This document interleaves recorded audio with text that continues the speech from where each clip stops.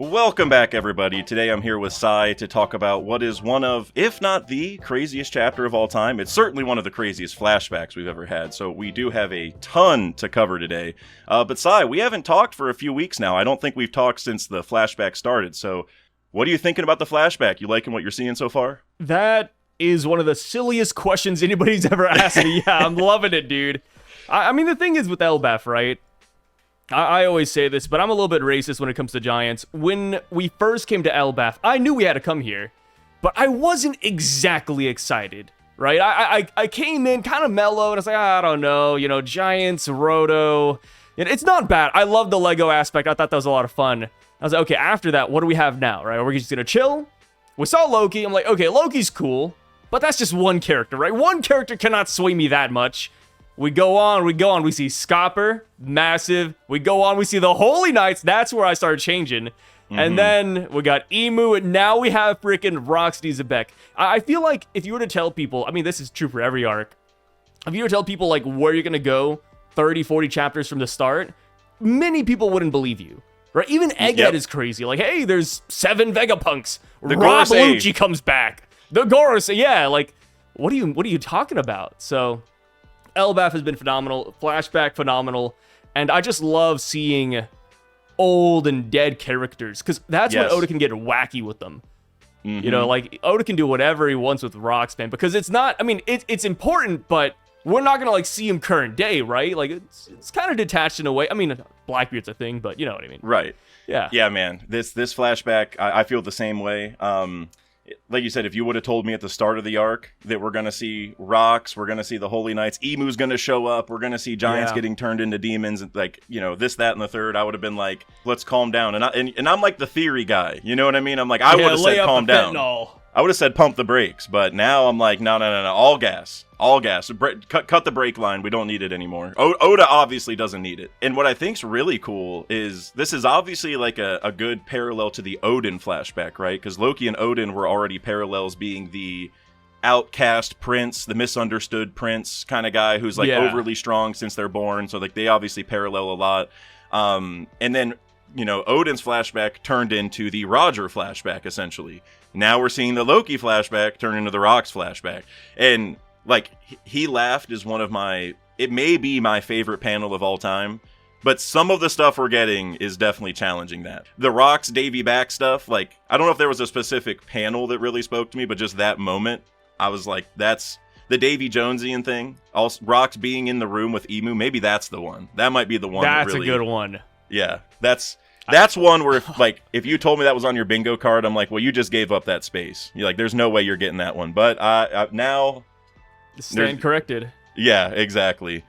So yeah, flashback has been absolutely amazing, but obviously this last chapter we got is really the icing on the cake. So we gotta go ahead and go through this a little bit, and I want to go ahead and start with the Emu thing, man. We got a lot to talk about here.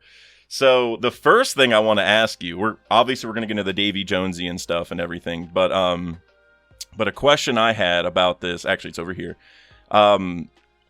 Why didn't Emu attack? Right? Because Rocks went in, which is insane on its own, but they're kind of like at a stalemate, right? Like neither of them are attacking, and I think that's very interesting. Like, is it that they know they can't defeat each other?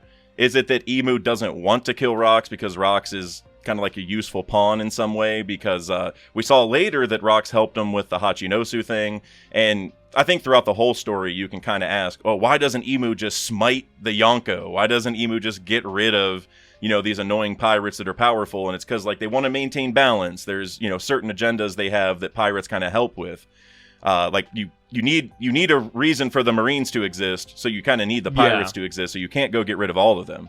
So I'm just curious what you think kind of happened here, like why they're at a stalemate. It's a tough one, right? Because, like, even if we look at it as like Emu is an arbiter, they're simply just observing, like they don't want to interact too much. That's still kind of tough because Rocks is such an anomaly, right? He's such an overt bad guy that you'd almost want to eliminate him on the spot if you can. Mm-hmm. So I mean, maybe Emu has a greater mission. Maybe Imu made a promise not to kill needlessly, which I don't know if Lelucia would count in that, right? That's a little bit of an odd one. That was needed. That was needed. That wasn't needlessly. Yeah, they were going for Sabo, so it was okay to wipe everyone else out. Yeah, it looks like maybe they just only target people who directly oppose the WG, but I mean, that's Rocks in a nutshell. Like, it's hard to imagine why Imu wouldn't act, unless there's like some kind of prophecy that they're trying to fulfill. Like, oh, I shouldn't needlessly kill D clan members. Maybe that's it. Well, and speaking of that, let's go into the Davy Jonesian pirate of it all, because so for anyone listening who hasn't kind of heard the breakdown, I don't know if the official will be different, but what this is implying is that Rocks is like a believer of Davy Jones, or like devoted to him. He's following in his footsteps. Yeah. He's inspired by him, right? It's and it does directly name Davy Jones, so we know there's some story here with Davy Jones and Rocks. And you mentioned the D clan, so I'm curious, Sai, do you think this could be a boost to the stocks of the D being Davy Jones, and maybe what he means by a Davy Jonesian pirate is all the D clan or all Davy Jonesian pirates? Is it a D clan hit? I've seen that, the Will of Davy. I don't know. I think it's a really good second option. I'm still dedicated to the D being a symbol for the moon. Okay. That is just where I'm hung up, because, I'm sure you guys have seen those theories, right? Like, oh, the D is the half side of the moon. And it's like, that is where I'm at right now. I don't think Davy's a bad idea. I think if he said he was a Davy Jonesian pirate, I wish we could have seen Imu's reaction. Yeah. Like maybe Imu sweated, maybe Imu said something or thought something, or we get like a ... But we got nothing here, man. I wish Imu was a little bit more reactive. And speaking of that, Sai, have you thought about the comparison where when Joy Boy has the hockey rope from half the planet away, Imu sweats, but when Rocks is in the room with a gun, Imu chills? Like, that's... Yeah. That speaks volumes on Imu's power, right? Yeah. At least that's how I interpret it. And Joy Boy. Yeah. Like, they're just head and shoulders above the competition. I think another layer is that it could be a PTSD thing, where Emu's like it's not just that Joy Boy's strong, but it's like, oh my god, he's back. Like, that, he never goes away. He's just freaking out about the return more so than necessarily like getting defeated, although I think that's definitely part of it, because Joy Boy / Nika are going to be the ones to probably do it. So it's funny, because this is a huge feat for Rocks, but I almost can look at it the other way and say it's a feat for Imu, where like both of them aren't intimidated by each other, and I just think that's like... I mean, Imu even has their back turned to him for a good minute, right? Yep. Like, literally playing with butterflies, yeah. Which is so silly, if you really think about it. Just crazy, dude. And before we get too far past this, I got another question. Is that Gunko over there? Yes. How sure are you? What's the percentage? I'm like 80% sure it's Gunko. Okay. Because my thought is it definitely could be. The heterochromatic eye definitely boosts that agenda, and the covering part of the face for sure. But also, Gunko doesn't have long hair, and this person does. But Gunko did whenever Imu took over, so I don't know if that's like a connection, but Gunko originally didn't. And then also, this is 56 years ago. If you go back to the Brooke flashback panel that we saw, whenever Gunko was like a little girl and Brooke was there, that, by my estimation, is like 70-ish years ago, because Brooke is 90, so he probably couldn't have joined the military until he was 18, so it's like at least 72-ish. But this is obviously 56, so now we kind of have the range of when Gunko got taken, or whatever the story is there. But Gunko today doesn't look 70 years old, right? And Gunko kind of looks roughly the same age as this person does, so it's like, what's the immortality story there, I guess, is my thought. Like, where? Yeah, how like, does when that did she work? get stopped? Like, when did she stop aging? And also, why'd she cut her hair out of nowhere? Mm-hmm. And she also switched to the bandages over the face instead of the ulti thing, whatever you want to call this. So yeah, like the ulti doll nun look. Right, exactly. So I don't know. Like you said, 80% is Gunko. I'm probably with you there. But I do think there's a strong 20% that this is showing us, like, all the people Imu brings into the Celestial Dragons who weren't originally one might get an eye like that so Imu can control them, right? Since they don't have Celestial Dragon blood originally, they give them like a Celestial Dragon eye, so that way they do have Celestial Dragon blood or DNA in them somehow, right? Like maybe Imu can't take over if they don't have some blood of the Celestials or something like that. The craziest thing, too, is that we now know that Gunko isn't exactly a slave. She was already of noble blood. My interpretation is that she just got roped into that family, right? Like, once she got taken, it's like she got adopted into one of them. Okay. Because, like, with the Brooke panel where, like, she's a little girl, so, like, the story would have to be that the Celestial Dragons then left Marijois and brought their daughter, and Brooke met her just haphazardly, and they became friends. Like, that's the only other way that would work, is if she was originally one. But it seems now, like, because of that panel with Brooke, I'm guessing she got taken and, like, brought into the Celestial Dragons later. And it kind of makes sense that she would have had to join a family, because it's like, you gotta get indoctrinated, I guess, you know? Like, yeah, you gotta if you're learn not like one of the 20, you gotta do something. Yeah. Yeah. Also, I just noticed something funny. Just like a small detail, but you know how, like, Gunko and Gunko Imu covers their mouth? Mm-hmm. I just noticed we've never seen Emu's mouth. True. We see, like, the nose bridge, but we've never seen the mouth. We've seen the mouth when they're, like, transformed into, like, their giant monster fire-eating form when they fought Sabo, but right. We don't see the mouth here. Nothing. Does Imu have the same face covering? Do you think that's a hint that maybe we're, like, if we assume the Imu Lily theory is true just for a second, or just taking over some kind of queen or princess or something, maybe this is a hint that Imu also looks like Gunko or the servant here, where, like, it looks like Imu has the headscarf thing, right, already. So I think Imu dresses the same, just with a crown, and so maybe Imu is also a girl who wears that headscarf, who has the face covering. Yeah, I could see that. We could even say it's like a Darth Vader kind of mask they got going on. Yeah, I've seen the Arc Maxim face. Have you seen those theories? Like, I think that's cool too. I would like that. Yeah, just because, like, Imu comes from the Void Century, we know, like, crazy technology existed in the past. So it's like, yeah, like, maybe they do have, like, a weird mask on that we just don't comprehend. Yeah, I think that would be cool. Like, whatever Oda has in store for Imu, I'm super confident is going to be, like, very, very compelling. And so I did have another comment that I wanted to bring up before we move past this Imu and Rocks thing, because we're going to have to talk about the Terminator line, the I'll be back. Oh my god, yeah. Because Oda's a huge fan of Terminator, so, like, that's actually, I think he actually did that. But my guy Vex here had a theory that I thought was interesting. He also got the most upvotes of any comment for this week, so people must have wanted this answer. It's a good question. So many people were thinking that Imu might have some sort of game like reversey or contract based powers after what we saw with, you know, the Giants getting turned. But after hearing that Rocks collected his crew through Davy backfights, which is kind of similar, right? Forcing people over to your side, basically. It's like how we heard Mihawk said that was Luffy's greatest strength, but Luffy doesn't force people like Rocks and Imu did, right? So do you think it's possible that Rocks has some sort of game-based power, and that might be why Imu and Rocks seem stalemated in the butterfly chamber? Like, maybe neither of them, because of their powers, you know, they just can't make a move. They're literally stalemated because of the way their powers work. If Rocks has a devil fruit, which we don't know yet. I could see that. One funny answer would be that since Rocks is such a Davy Jonesian pirate, since he loves Davy back fights, he's like, man, I am outnumbered. You know, Imu has like 9 Holy Knights in the Gorosei. If we were to Davy back fight right now, I just don't know how I do this.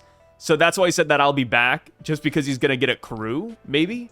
That's a fun idea. Or a lot of people I think in my chat said this, but what if Rocks has some crazy future sight and could see him losing the Davy back fight? So that's why he's like, I'll be back. Like, it's not worth it for me to do this game because I know I'm going to lose. So it's kind of like Blackbeard, right? Blackbeard does the same thing where he only goes when he knows he's going to win. He has the game figured out before he goes. And so I think of Rocks and Blackbeard in that same way, where like they only go when they know what the win condition is and that they can fulfill it. And otherwise they're like, I'm good. So maybe that's it. I like that. I also like the idea that Rocks' future sight showed him and Imu in a straight brawl, and he was like, yeah, I'm just going to die. I can't do this. Yeah. I think that would be really cool just because we've seen future sight, but we have not seen like extreme future sight, unless you count like Shiarli, or some of the prophecies we've seen. But we haven't seen someone see that far, and I feel like Rocks doing it would be just, I don't know. This man can do everything. At this point, if you told me Rocks, went to Laugh Tale and was the first man to get the One Piece, I'd be like, yep, he found it by accident. Yeah, like I'm not even gonna question it. Maybe he goes to Laugh Tale and he gives it a different name. He's like, yeah, I don't like it. I'm frowning here. Yeah, he frowned, and that's why nobody knows, right? Maybe because Roger laughed, and the papers kind of wrote about Roger and stuff, so there's a little bit of caveat there. But it would be kind of cool if Rocks went and nobody knew. Maybe he went by himself because he's such an OG. And he just never told anybody, like nobody heard, because he's like, I'm not even excited about that. Like, there's no reason to share that. I think that'd be great. Yeah, he would have to do it before the crew because Whitebeard has never been there. Right. One thing about this too is that this would also parallel Luffy and Blackbeard, like at the Jaya scene, right, where Luffy's like, oh yeah, I hate this pie, and Blackbeard's like, I love this pie. Mm-hmm. And then I think they did it again for I think a drink. And they just kept on going on for a while about how they love something and then the other one would hate something. So it's like, we have that parallel right there.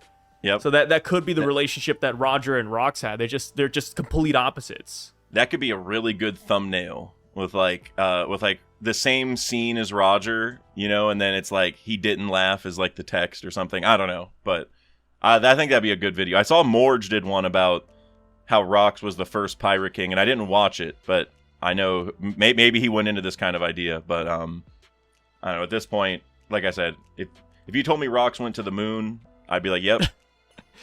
He beat an L there too. To Rocks. Can't even deny it. The fairy verse belonged to Rocks first. That's where I'm at.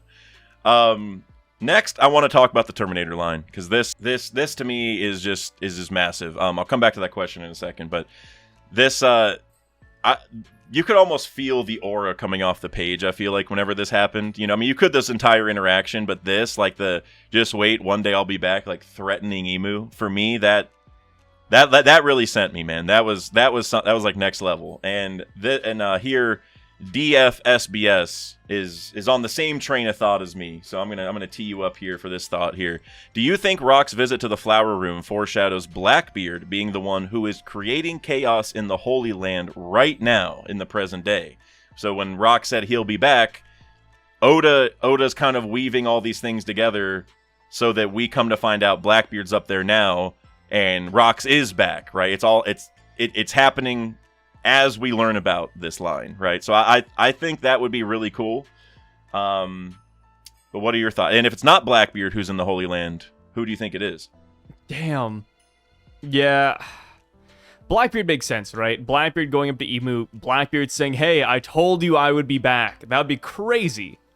First up, it'd be like, how do you know that, right? Like, how do you know about this conversation? But second up, like, yeah, it fits, it falls in line. Blackbeard wants to be king. He wants to take the world. I guess the main qualm I have with this is, did Blackbeard act on the ancient weapons? Because last we left off, Blackbeard was going to talk to Caribou. Caribou has information about Shirahoshi, about Pluton. Would Blackbeard not go there first before attacking the Holy Land? That is where I'm hung up at. But I do think it would be really awesome, and it makes sense if it were to just be all in tandem. Like, we leave the flashback, and then boom, I told you I'd be back. Blackbeard and Imu. Maybe he does it again, where he's like, I'll be back a third time. Yeah. I'm gonna go get the ancient weapons now, but that would just be kind of odd. Mm-hmm. I just thought about, like, what would happen if Dragon wasn't the one attacking the Holy Land, because that's another thing that just popped in my mind. Is, okay, if it's Blackbeard, it's not Dragon, and I feel like that's gonna be a field day, right? Like, oh, Dragon, what are we doing, man? You're telling me Blackbeard's the first one who attacked? Well, I'm so glad you brought up Dragon, but because I got a lot to say about him. But first, I want to touch on the Blackbeard thing. As far as Pluton and Poseidon go, if the time dilation thing is true in Elbaf, so more time has gone by, then we talked about this in our last stream, I think. If a lot of stuff happened in the world, maybe Blackbeard already got them, and that's why he's attacking. Maybe he went and got Pluton right away. Which would be almost too crazy to unveil all at once. But if he did go and get Pluton, then maybe he went and got Poseidon, and that's right by Marijois. So it's like a pretty quick trip in that regard. Like, it's not like he has to, it's just only one stop, basically. Go stop at Wano, then go right to the area you got to go to for the other things. That'd be just so insane. Just we cut back to Blackbeard. He has Pluton, Shirahoshi.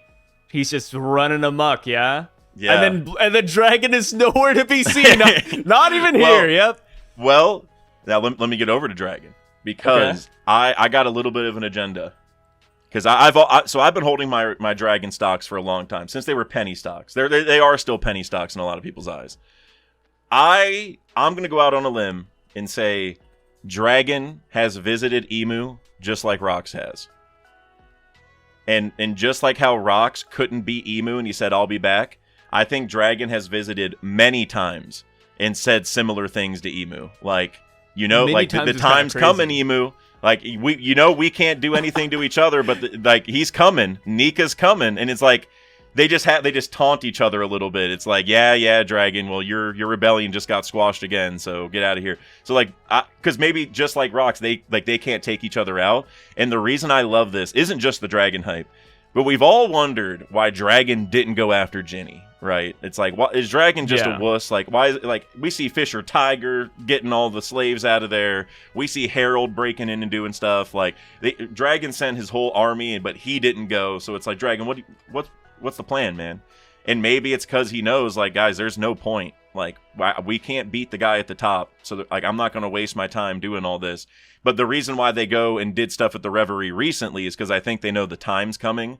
And if you go during the Reverie, the fact that all the kings are there makes it impossible for Imu to come out, right? Or even the Gorosei. Like, they don't want to reveal that. So I think the best time to attack is when the kings are there.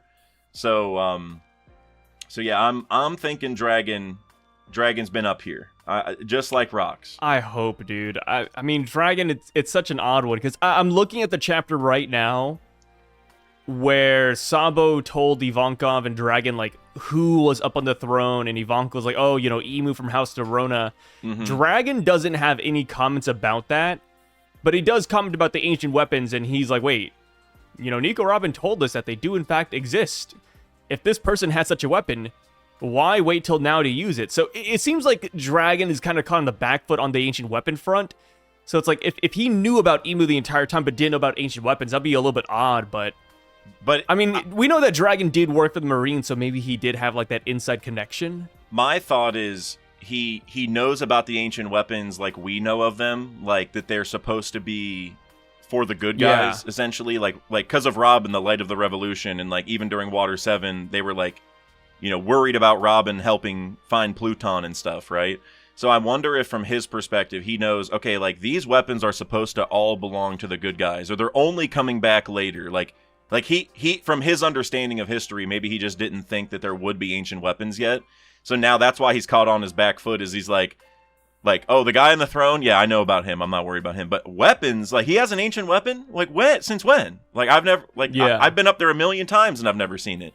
And that leads to a theory that Para and I talked about, which is that maybe Tom built that because he was taken to Ennie's lobby and he was never officially killed. And maybe because he saw the Pluton blueprints, maybe he can make a weapon for them. And that's why Dragon's so caught off guard, is like, it's brand new. Like, they just, it was just made. It wasn't like an actual ancient weapon. It's a replica, like the Pluton. Oh, no, I like that.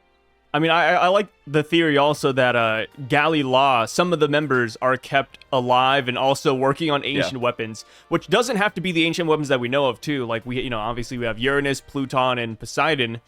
I wouldn't be shocked if there's going to be a fourth ancient weapon that is specific to the world government, even. Yep. Oh. And maybe that's even the Lelucia weapon. Right. And we kind of already know of one that they have. The Ox Lloyd. Remember the ancient warship that the Ox Bell was attached to? We've never seen it, but we just know they had it. It was an ancient warship. I'm like, that sounds like Pluton a little bit. Like, And I also want Uranus to be saved for Elbaf, because I think that might be Loki at this point. And the thing is, too, is that I played the really bad One Piece game, Odyssey. And Oda made that story from scratch, right?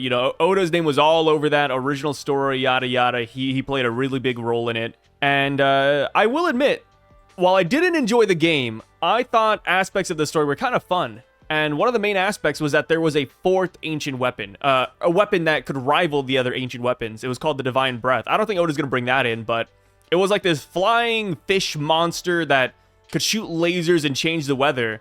And I'm like, okay, like what if the Lelousi weapon, the reason why we don't see it, and the reason why none of the Gorosei or Imu has called it Uranus is because it isn't Uranus. What if it's actually a fourth ancient weapon used to combat the other ancient weapons? And of course, like you said, like all the ancient weapons that we know of, right, Poseidon, Uranus, Pluton, those belong to the good guys. And this is Imu's weapon to go against that. And yeah, as far as like Loki being Uranus, I think that's a pretty fun idea. You know, he could be like one of the sovereigns. Which, if that is the case, then I do wonder if there's going to be a, quote, sovereign or leader of Pluton, right? Because if we have Shirahoshi with the Neptunians, crazy way, Sea Kings, Loki with Uranus, then who's going to be the person for Pluton? Momonosuke? Vivi, I think, because Pluton Poneglyph was in Alabasta. Alabasta, yeah. And if we assume the Pluton is a mole theory is true, which we don't have to, but if we do, then the mole that we met that started that theory for me visited Alabasta in the cover story. So I think Vivi being in Alabasta would make the most sense for that controller, but I know the Vivi controlling Uranus stocks are also pretty high with her kind of making it rain in Alabasta, although that was the timing with the dance powder, but that was the symbolism as she made it rain by yelling. So it would be kind of funny if Vivi was just like the leader of all three ancient weapons. Like, we have Loki, we have Shirahoshi, and then we have a third one, and then Vivi, like, quote, rules over all of them, which wouldn't be how she views it. They're just, like, friends, but, you know. If that's the case, I think Luffy would be the most likely to be able to control all three, because it's just, he's Joy Boy. He's going to be, like, the leader Joy Boy, voice of all things. Yeah. He's going to be the leader of, like whenever we went to Zoe, Momo and Luffy were able to hear Zunisha. Like, Luffy couldn't give orders, but they were the only two who could hear that something was happening, right? And then also with, like, the Sea Kings, Luffy could hear them as well. And so it's kind of like Roger visiting, and he also heard them. So I think right now, like, by Luffy being able to hear the other ancient weapon-esque creatures, which I know Zunisha isn't one, but Zunisha's supposed to free Pluton, so there's, like, a connection nonetheless. So I think it's Luffy, but if not, then I think Vivi is the next most likely person for that, for sure. Because Vivi's also, like, just Lily connection, she's a diplomat, she'd make the right call, for sure. Oh yeah, I was about to say, I think we're on the same boat, but Loki, voice of all things? I'd be surprised if he doesn't have voice of all things at this point. I was going to say same. Like, I'd be really shocked if he didn't. With those eyes, yeah, he's got to have it, right? And you know what? I'm gonna spit a little theory for you. We're gonna go back a chapter. Sorry if this is repetitive to anyone who watched enough of the last video to know where I'm going with this. But because we talked about Loki being Uranus, did you notice the timing of the winter thing in last chapter? Like the harsh winter they had. Did you notice the odd beginning and end of that? No. I mean, I noticed it, but is there something I'm missing? So right after Loki's birth, because this Big Mom stuff is pretty much the same day that Loki's born. Right after Loki's born, and he's rejected by his mother, so he's sad, right? He's in a bad state for this time period because no one's given him the love that he needs. It's all cold, and they're suffering a harsh winter, and you can even see that Estrid's saying that it's her kid's fault, and they're like, nah, stop. And I'm like, you know what, Estrid, you might be right for the first time ever in your whole life with this thing. Because, look, the harsh winter keeps happening, but then Harold comes in, beats this old guy up, saves Loki, and says, like, oh, like, we also have the funeral, which is very, very key. So right at the funeral, we finally see Harold hold his son, so Loki is, like, getting some love, some parental love finally, and, his mother's dead, which normally is sad, but in this case, it's not sad. And right after that, Elbaf's winter finally came to a close. Is it because Loki was so upset that he was making the weather bad because he is Uranus, or there's something above that he's influencing with his sad emotions? And people might say, well, he's just a baby. He doesn't even know that he's Uranus. How is this happening? It's like, well, go back to Poseidon. Shirahoshi had no idea she was Poseidon. She just screamed out because her mom got hurt, and the Sea King showed up and were like, what's up? And they're all like, oh my god, not everybody, but some people put two and two together, like, oh my god, she's Poseidon. And so So I think Loki activating that when he's just a little kid is totally okay. Like that would make perfect sense, I would say. No, I like that. I mean, I'm completely on board with you. I think it was, at first, I was like, okay, it's a coincidence that there's just a really bad winter. And then you see Harold, like you said, you see Harold show up, you see the mom die, and then it's like, oh, the winter's over. It's like, wait a minute, that's a little bit too crazy, guys. Like, I don't know, man. The timing's You're telling me too if they just perfect. waited like another month, everything would be fine? Yep. Yeah. Like, like if the weather got better, just halfway through or just any time before Harold showed up, I'd be like, oh, then it's just random. Oda's just, throwing something out there. Yeah. But the timing's too on point, we're like Loki's peak too on suffering. point with his emotions. Yeah. So I'm glad you like that because I'm probably doing a full channel video on that at some point because I feel like that's really likely. I'm on board. Well, now I want to go ahead and get to.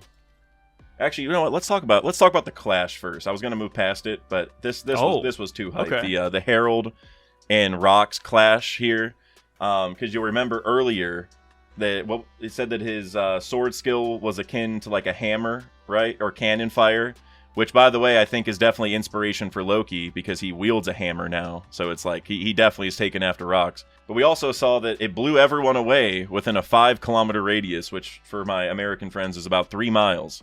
So, I don't know about you, but I thought this was just amazing. There's a lot of parallels here with Roger and Whitebeard, where if you like look at the initial stance Rocks takes to start the attack and stuff, I can't remember exactly where. Maybe it's up here. Maybe it's up here with Loki.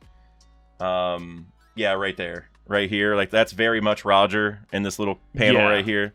So I feel like this clash is definitely like the Roger and Whitebeard before Roger and Whitebeard. I mean, it's insane. We knew that Harold was already strong, right? We kind of assumed it without ever seeing him fight. But now that we're seeing this, now that we're getting like, this sky-splitting feat right here, the no-contact Advanced Conquers Hockey clash, it just really makes you wonder, like, how did Harold go down in the throne room? Like, how did those guards get the jump on him? Did he really just ask to die?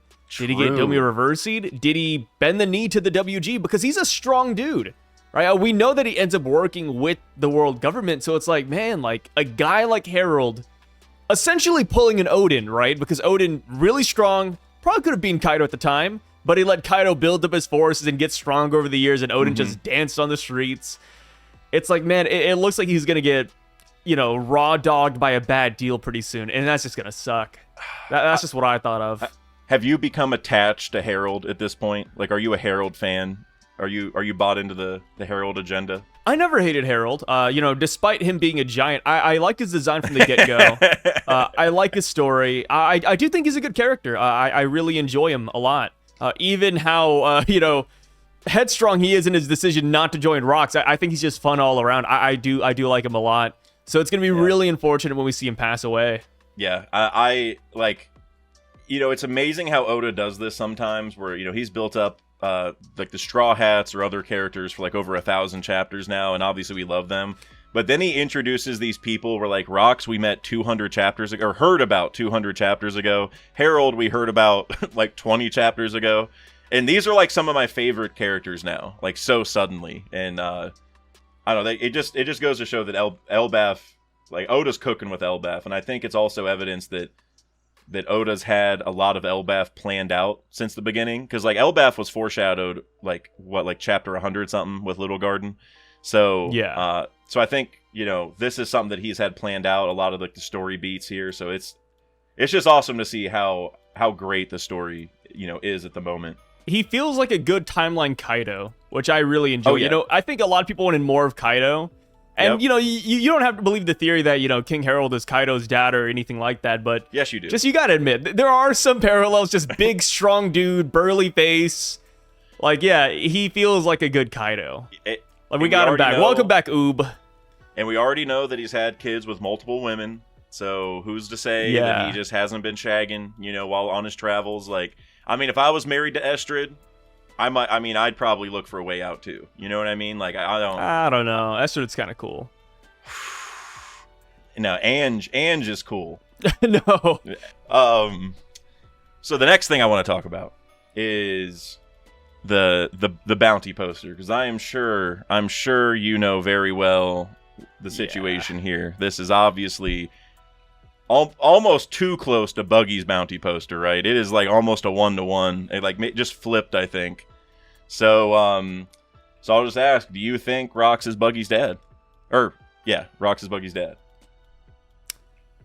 That's funny, right? Last week, I saw what people were talking about, right? Like, you know, half of Rocks' face is Buggy. It's like, okay, I see it, but is that a stretch, right? Is that just a weird coincidence? That's where I was at. I was like, I needed to see one more chapter. I believe I said that too. I was like, okay, we need one more chapter to see if Oda's really going to drive home the parallels. We're going to see something about Rocks that just also points to Buggy. And then we got this bounty poster. You know, that's so on the money with Buggy, man. The tongue out, the 3 fingers, the eyes. It's like, okay, what are we doing here? I don't personally think that Buggy is Rocks' son. I don't think that right now. But I do think that Buggy is the modern day equivalent to Rocks. I mean, of course, we have Blackbeard. We can't have, we can always have more than one, right? I say that and people are like, oh, but Blackbeard exists. There could be more than one, right? So I think Buggy is going to be like a modern day version of Rocksteady Zebek. Kind of like how Shanks is like a modern day version of Roger. Luffy is also a modern day version of Roger. I think Blackbeard and Buggy will take the Rocks mantle in that aspect. I think I'm with you. I haven't, there's no defining features, like biological features that would make me think that they're related yet. It's all just like vibes, you know what I mean? Like they just personality. And so that's something that I would expect more from like an inspiration type thing, like inspiration / inheriting will, which it's kind of the same, but maybe sometimes not. Like Barto is inspired by Luffy, but I'm not sure if I quite say he inherited the will. Like he definitely is a good guy, but you know what I mean? Like he's not necessarily living like Luffy or, doing the same types of things. Yeah. So I think there's like a little bit of a difference.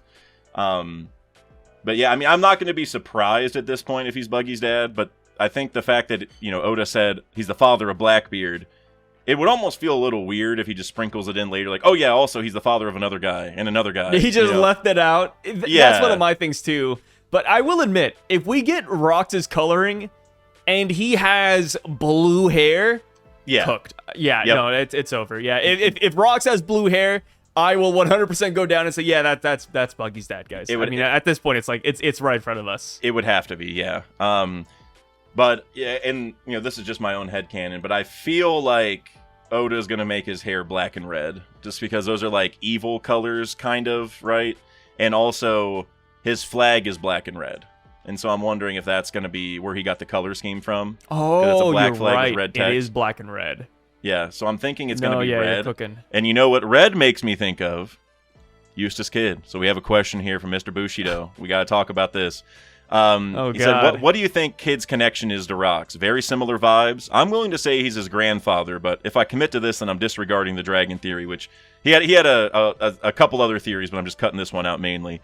He said both theories can't be right. So we'll just talk about the Kid part mainly, because I think I agree that there's a Kid connection. I don't know if Grandpa works like timeline wise, because Kid's 23, and so if Rocks had another kid, it would line up. But like this panel right here, where Rocks has like his arms out and he's like, pumped, he's like hyping everyone up. That's Kid, dude. Like that's a 1-to-1 to Eustace Kid. I feel like the design is literally a 1-to-1. I feel like with the just having the shirt off, the belt thing, the spiky hair, the I don't even know, the Doflamingo cloak looking thing. That just reminds me so much of Eustace Kid, and he's also very very crass, like he's very arrogant, and I think that's very Kid, oriented, and he's also very violent, which we'll talk about when we get to the Davy back stuff. But right here, he's I see some blood coming off that axe. I see him blowing up that ship, so we know he's not a kind person. He might be a good person in terms of going against the greater evils, but he's definitely rough around the edges, which I would say is the same for Kid. So and so with all that being said, the best I don't know if it's the best evidence, but maybe the most convincing for me is this picture right here. So that is Kid's skull thing on, I forget exactly what he called it, but one of his machine things that he makes with random scrap metal or whatever from Wano. Hunk of ice, I think. But you see the little lightning thing, the little Dr. Stone mark, you know? And I don't know, man. I would say at a bare minimum, Kid is inspired by Rocks. I think Rocks could be Kid's Roger. That's, I think, the most likely. But I mean, them being related's cool too. I got no problem with that. So where are you at on the Kid agenda here? Are you on the Kid agenda at all, or no? So that attack is Punk Rotten. In Japanese, it means magnetic demon. And Punk Vice is when he takes it and he like slams into people. Yeah. Ooh. Okay, so it's funny. Last week I was making jokes about Rocks being Kid's dad. But it was jokes. I was saying, oh, you know, Kid's mom held him in her stomach for 15 years. And that's what happened, guys. You know, I wasn't going like the grandfather route. I wasn't even taking it too seriously, but I was like, man, that'd be a great way to just bring Kid back into relevancy out of nowhere. Mm-hmm. And then I went online. I went on Twitter. I saw that image, the one you showed me. And it's like, okay, that's just... It's one of those things where it's like, okay, it's too close, right? Yes. It's too close to each other to, like, ignore. You know, people are... It's like the whole meme of, like... I don't know if you see the meme where it's like, oh, like, somebody's making connection, and then somebody sends you a picture of, like, Kuina and Zunisha saying, oh, look at this. They're, like, the same person. It's like, okay. Right. Like, I mean, yeah, sure. I think that's a funny meme that fits in a lot of instances, but I think in some cases, it's also a little bit disingenuous. Because you can't tell me that, like, the parallels or the coincidences run this deep, right? You have, like, the same scar mark or lightning bolt thing. You have the eyes in the same position. And it's like, it's like the Buggy poster. It's like, okay, that could be coincidence, guys, sure. But what are we saying at that point? Like, Oda only has one design for posters. Oda only has one design for certain characters. Like, I don't know. Oda's been cooking up a lot of unique designs throughout One Piece. He still is, for the most part. Yep. And usually when there's like characters that look similar, they're just related. Mm-hmm. So I don't know if this means that Kid is actually a part of the Roxy Zebek line. It could just be another character like Buggy, Loki, and maybe even Blackbeard. Maybe that's why Kid is so crass. You know, growing up, he just heard stories of Roxy Zebek and now he wants to take over the world. Yep. And Kid's like, yeah, I want to be like Roxy Zebek. I don't think that'll be too shocking. All right, I feel like these legendary figures do end up with a lot of fanboys. I guess the question just boils down to how does Kid even know about Rocks? Because this guy was seemingly erased from history and Kid was born like, 14, 15 years later. So it's like, okay, if that is the case, if Kid is inspired by this guy, how does he know about him? Which does like tie back to like, oh, like, are they related then? Which, it's a tough one. Which I guess this could tie into Blackbeard's three skulls if they're all related. You know, we have Kid, Blackbeard, and Buggy. Those are the three skulls, which be kind of weird. Like, how does Blackbeard know, right? I feel like that's like, you know, step one is always so easy in a theory, but step two is like the harder part. Like, how would this all fit? Yeah. A couple things off the top of my head is like maybe Kid is just from the same place as Rocks, so like people around the island knew of him and like spoke of him positively, because like people around Fuchsia Village would definitely speak positively of Luffy no matter what. Like, even if Luffy died and the government tried erasing him, unless they go and, you know, eviscerate the island, like, those people there will talk about Luffy for generations probably and like speak of him, you know, in a good light. And so it could be that. Maybe, I mean, I don't know if Oda really even has to do this, but maybe like Rocks' Kid's uncle, you know, like Rocks had a brother who went and had Kid, and it's like just that simple. And then that, like, it's just it is family but not direct lineage. I feel like that could work too. But I agree, like, it, you know, that's where the story for Kid comes in, because we're all wondering, like, what is Oda going to do with Kid? Well, if you give him this kind of story where, you know, there's a Rocks connection to make and that he's inspired by him, and maybe that even has like a rough beginning in some way, like maybe he was like made fun of or an outcast for trusting in Rocks, because like everyone's like, oh, he's bad, and he's like, no, he's not, and like there could be like a cool devotion thing. And I also think Kid's grudge with Shanks could tie to this, because if Rocks, because Blackbeard has a grudge with Shanks, or like they fought. Shanks got the scar from him and everything, and now Kid has gone after Shanks a couple times, and it's like are Blackbeard and Kid maybe going after Shanks for like the same reason? They heard the same legend, and I don't know what that is, like just some Fagarland beef. I don't know where that would originate, but those are two people who are consistently against Shanks, and they might be connected to Rocks, and I think that there's something there potentially. Yeah, we have no real idea why he hates Shanks so much. Like, to single him out in the very beginning, odd. And, you know, I will say this, even if Kid doesn't end up being related to Rocks in any way, I still think that Kid's lineage will be important. I think we will see either some Void Century significance or some just family lineage significance. I say Void Century significance because it could just be like a parallel, like, oh, this is the kid of the past, blah, blah, blah. Yep. And this does tie back, now I'm getting kind of crazy with this one, but it ties back to Kid's flower resemblance. Kid is actually a tulip. Okay. Might not sound important at first, but before Luffy was revealed as the sun god, this was back in, like, I think Dressrosa, Luffy was revealed to be the sunflower. Which, of course, we can look back at that now and say, okay, sunflower, sun god, 300 chapters later, you know, it's on the money, right? Kid being a tulip sounds very mundane and basic, like a throwaway line, but I think Imu... Okay, I'm sorry, I'm getting lost in the sauce now. My running theory is that Imu is a tulip, or has a tulip head. Okay. We've seen characters with flower heads in the past, like Noland is one of them. Crocus is another one. Not exactly the best reference, but we also have like Lily from movie 7 with Baron Matsuri, which is a flower and it attaches to this guy's body. It's really weird. I'm like, okay, like... Well, and Robin has the flower fruit, if we're just going to build up the importance of flowers in general. And all the princesses are named after him.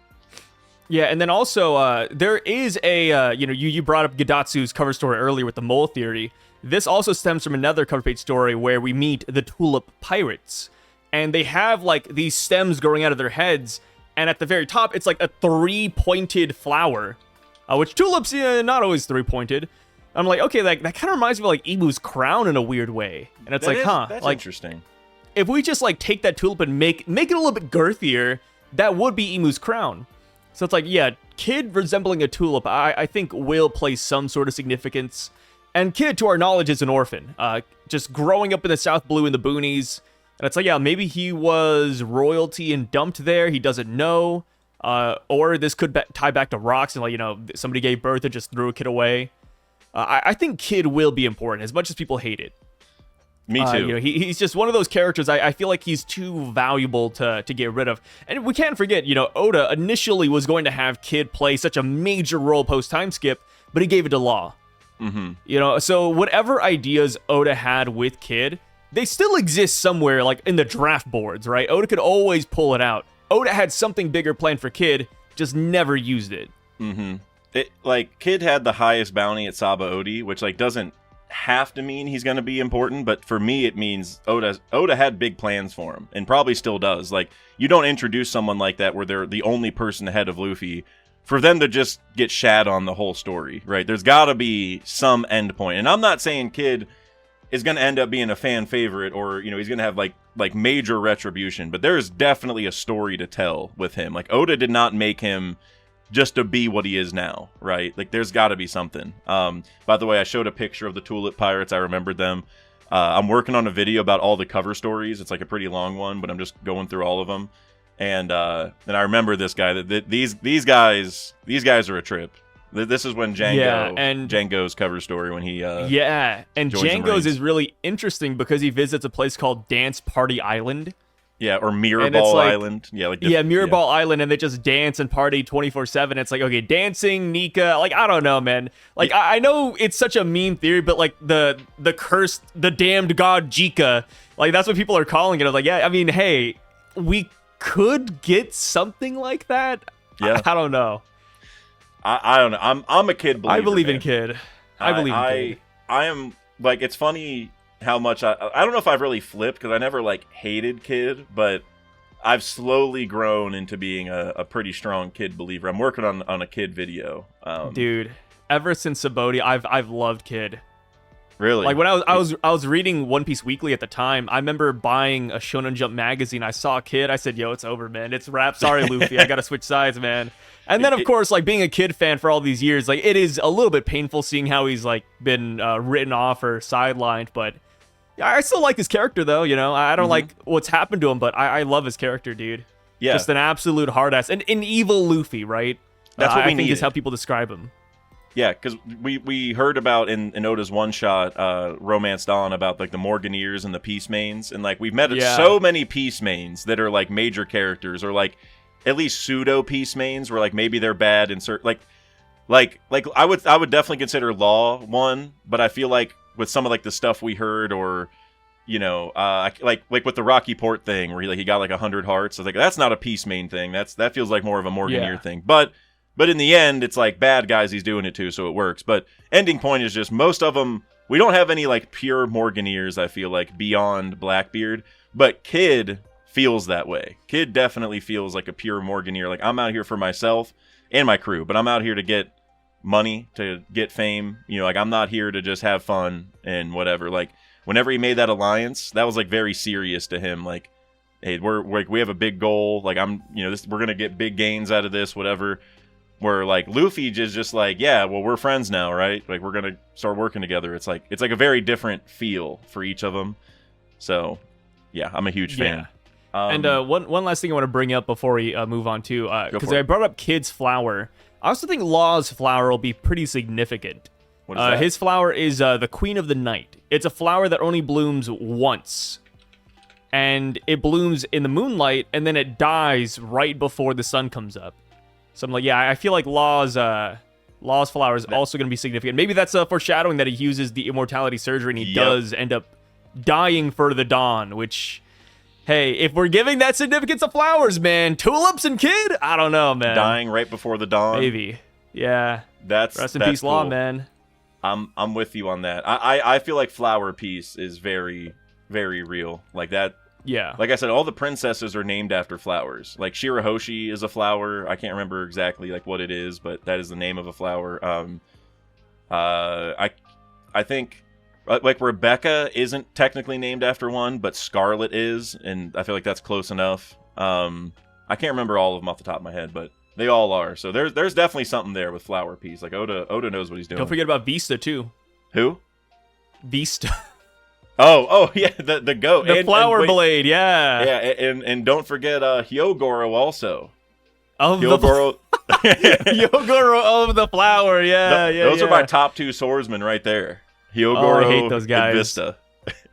I don't like Vista. I think for Vista, it's just because his chest hair is out. I remember I saw that in Marine Corps. I was like, dude, cover up, brother, shave it or something, man. What the hell? Oh, dude, Whitebeard's got to buy him some new clothes or something, I guess. Yeah. All right, so now I want to get into what, for me personally, was the best part of the chapter, and I'm a little biased here, but the Davy back fight reveal, the idea that Rocks got his whole crew through a series of Davy back fights. So this was a theory that's actually been around the community for a long time. I sent a link to one of my friends from like a post from like 5 years ago where somebody brought this up.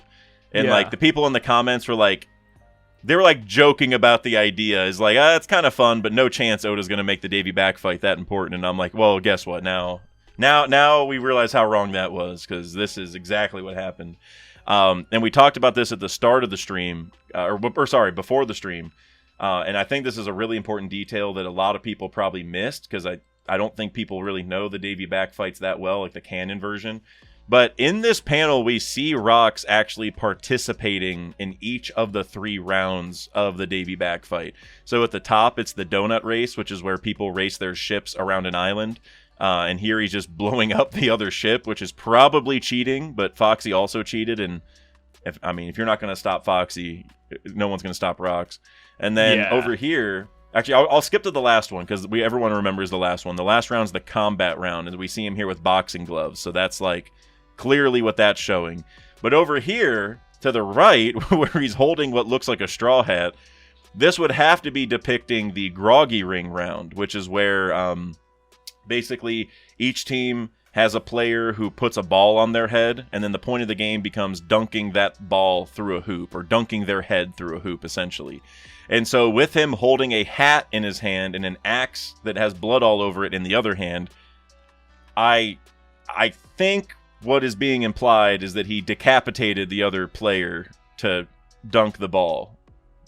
Because otherwise you'd have to dunk their whole body, and I think he just found it easier just to go and cut their head off. Cut their head off. So, Rocks is a badass, is what we're getting at here. Rocks took these Davy back fights so seriously. So I guess don't play games with Rocks at 3 a.m. What'd you say? I said don't play games with Rocks at 3 a.m. He's gonna win, bro. He doesn't play the game if he doesn't know he's gonna win. Right? Going back to the Blackbeard thing, this man. He will DDoS you during COD, like no problem, right? He will do whatever it takes to win. So I guess I just want your reaction on this in general, whether you like this Davy back thing or not. And then I'm also curious if you have any fun ideas as far as like were there any special events on how he got his crew members? Like were all the crews that he fought, were they led by the crew members he took? Or do you think Whitebeard was on like a weaker crew and he targeted him and beat his captain and be like, all right, now you got to join me? Or you know what I mean? Like, did Whitebeard have a crew before Rocks that he was the captain of that we're going to learn about? Or like, how does that, you know what I mean? Like, what's the history of all of them? Yeah. I don't think Whitebeard was a captain of a crew. I remember, what was it? I forgot when we got this flashback. It might have been during Marineford, but we saw like a flashback of a really young Whitebeard, like well before this. And they're like, "Hey, Newgate, you know, like you don't want any treasure?" And he's like, "No." He's like, "That's right." And then he's just thought of like family or something. He's like, I want a family. And it's like that. Okay, like it looked like Whitebeard wasn't the captain at the time. He was just like a regular dude. So I could see Rocks running into this pirate gang. And he just absolutely decimates them. And he's like, hey, this guy looks really strong. I want him. Like, yeah. I could see that being the case. As far as Shiki goes, Shiki, I feel like, would run a gang. Shiki feels like a gang leader. So I definitely think he was a captain. And then he was whooped pretty badly. His crew's probably dead. Stussy, I don't know. Stussy wouldn't be a captain. Stussy does not feel like a captain at all. So I feel like she was also running with another gang. Mm-hmm. Wang Ji might have had their own gang. She even brought up, like, oh, his plans could prove very lucrative, which I'm like, okay, so she's just here for money. So she's also in the underworld. Like, her clone is in the underworld right now, in the Pleasure District. Yeah. So she was probably like the Nami of some sort of pirate group back in the past. Or like a bunch of bandits. Because, like, you know, Davy back fights, they're not exclusive to just pirates. Like, I feel like regular people could play it too, or regular thugs. Yeah. So that's how I think Stussy and Shiki got roped into this. Maybe even Gonzoi, because he's just like a smuggler. Yeah, I have some theories about him we're going to get into for sure. But that point you just made is actually interesting because you know how it was said multiple times, like Rocks didn't officially make his crew until he had all the people. Like, he didn't have a flag and establish an actual crew until later. And that would kind of imply that he was doing the Davy back fights without being on a crew, so it doesn't have to be pirates. It can, like, you know, it can just be random groups essentially.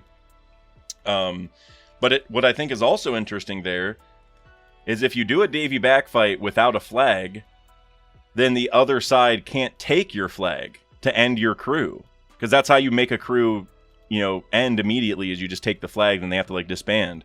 So Rocks might have kind of cheated. Where, like, I'm not going to get a flag until I'm done. Because then you can't cook me. Like, if I lose one member, whatever. Like, that's fine. Yeah, he's definitely cheating in that regard. Because, like, imagine you're like, hey, let's play a game and let's bet, like, $10,000, but I only have $100 on me. It's like, whoa. It's not fair, dude. What are we talking about here? Can't take my flag. You don't have a flag of your own.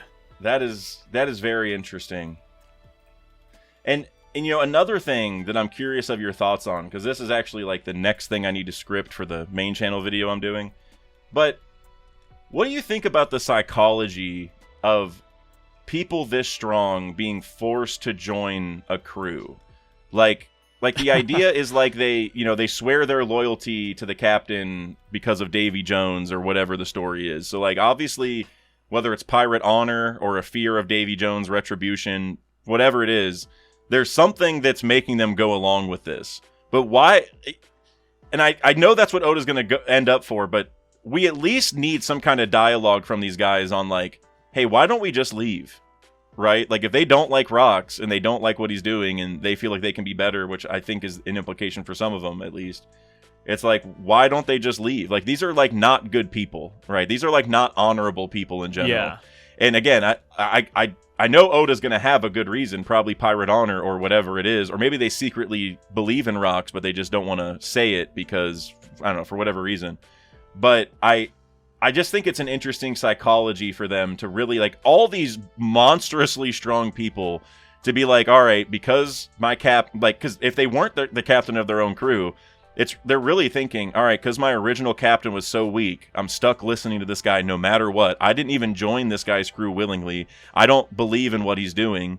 So why am I even here? Why am I stuck listening to this guy and doing all this for the rest of my life?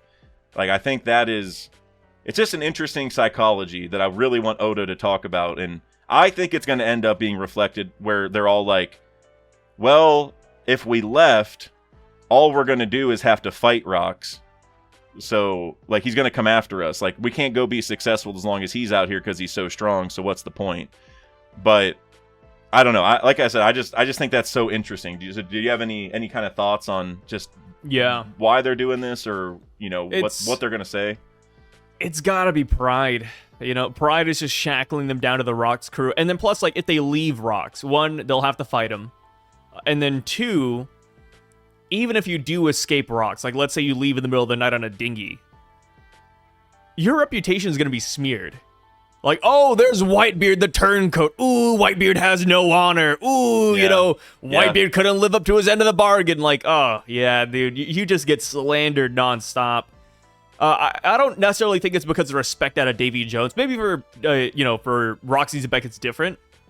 But I feel like as far as Davy Jones goes, I don't know if that plays like a big role. I think it's really just honor at the end of the day. Just how you're going to be perceived around the world. Like if you leave too early, you're just going to be seen as a loser. Kind of like with Chopper and Zoro. They had that little scene where Chopper turned into a foxy pirate, and then Chopper was crying, and then Zoro was like, hey, man up. Like, we made this deal, you lost. Like, it sucks, but, Chopper, you got to man up a little bit. I think that's what it is. It's just these are all... The bigger the character, the stronger the character, the more ego they have.